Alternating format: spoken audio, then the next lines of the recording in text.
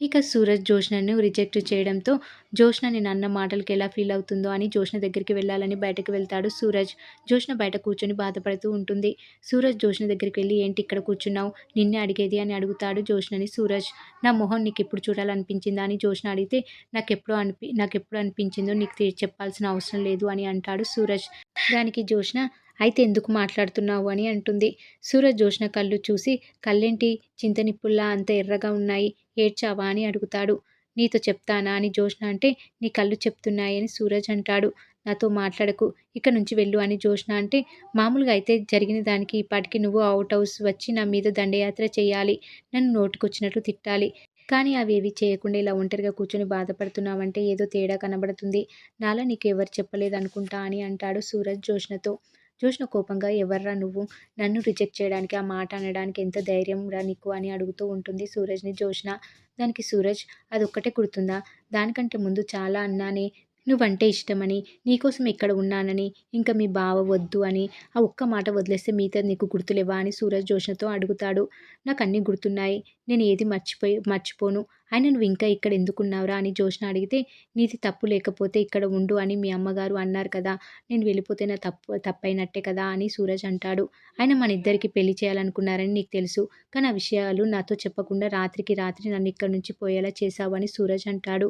నువ్వు మనుషుల్ని మానసికంగా హింసించి బాధ పెడతావురా అని జోష్న అంటే నా వల్ల నువ్వు బాధపడ్డావనుకో, ఎందుకు బాధపడాలి అని సూరజ్ అడిగితే నన్ను రిజెక్ట్ చేశావు కదా అని జోష్న అంటుంది. అప్పుడు నువ్వు కూడా నన్ను రిజెక్ట్ చేశావు అనొచ్చు కదా, నేను అనగానే నువ్వు కూడా సూరజ్ అంటే నాకు ఇష్టం లేదు, పెళ్లి చేసుకోలేను, వాడు నన్ను జడ్జి చేయవలసిన అవసరం లేదు అని ఎందుకు చెప్పలేదు, అంటే నువ్వు నన్ను లవ్ చేస్తున్నావా, అందుకే నేను అంగీకరిస్తాను అనుకున్నావు కదా అని సూరజ్ అంటాడు. మా ఇంట్లో 2 రోజుల నుంచి గొడవలు జరుగుతున్నాయి, అన్నీ నీకు తెలుసు అని జోష్న అంటే నువ్వు ఒప్పుకున్నావా అని అడుగుతాడు. నా నిర్ణయం చెప్పే టైం నువ్వు ఇవ్వలేదు కదా, అంతలోనే నా మనసు గురించి ఓ గొప్ప విశ్లేషణ ఇచ్చి నా కుటుంబంలో ఎవరు నోరెత్తి ప్రశ్నించని విధంగా లాక్ చేశావు కదా అని జోష్న.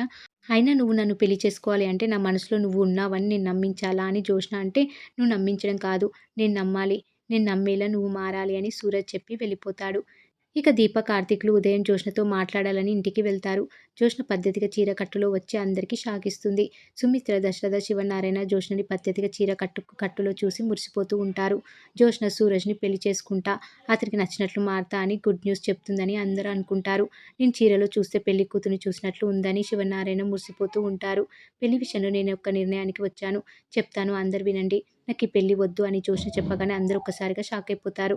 అంటే సూరజ్ని చేసుకోనని చెప్తున్నావా అని సుమిత్ర అడిగితే సూరజ్నే కాదమ్మా, అసలు నేను ఎవరిని పెళ్లి చేసుకోను, అసలు నాకు జీవితంలో పెళ్లి వద్దు, నేను కోపంతోనో ఆవేశంతోనో తీసుకున్న నిర్ణయం కాదు, బాగా ఆలోచించి ఈ నిర్ణయం తీసుకున్నా అని జోష్న అంటుంది.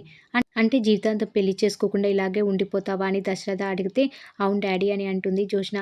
పెళ్లి చేసుకుంటే ఈ ఆస్తి మొత్తం నీకే అని పారిజాతం అంటే నాకు తెలుసు, అయినా సరే పెళ్లి వద్దనుకుంటున్న దాన్ని ఆస్తి కావాలని ఇలా అనుకుంటాను, నాకు ఈ ఆస్తులు వద్దు, అంతస్తులు వద్దు, జీవితాంతం ఇలాగే బతికేస్తా, జీవితం అంటే ఎలా ఉంటే ప్రశాంతంగా ఉంటుందో నాకు అర్థమైంది, మీరంతా బాధపడేది నా పెళ్లి గురించే కదా, నేను ఎందుకు ఒకరికి బరువుగా ఉండాలి, నా గురించి ఎందుకు ఎవరో టెన్షన్ పడాలి, ఇబ్బంది పడాలి, నా జీవితం నాకు నచ్చినట్లు బతికే హక్కు ఇవ్వండి, ఇదే నా సమస్యకి పరిష్కారం, నా నిర్ణయం వెనుక ఎవరు లేరు, పూర్తిగా ఇది నా నిర్ణయం, మళ్ళీ చెప్తున్నా వినండి, నేను ఎవరిని పెళ్లి చేసుకోను, ఈ ఆస్తులు అంతస్తులు నాకొద్దు, ఆఫీస్లో నాకు ఇచ్చిన ఉద్యోగం చేస్తాను, నా సంస్థ కోసం దాని అభివృద్ధి కోసం కృషి చేస్తాను, అంతకు మించి వేరే ఆలోచనలు నాకు రావు, చివరిగా ఒక మాట, ఇక మీదట ఇలాగే ఉంటాను, పాత జోష్న ఇక లేదు అని జోష్న ఆఫీస్కి వెళ్ళిపోతుంది.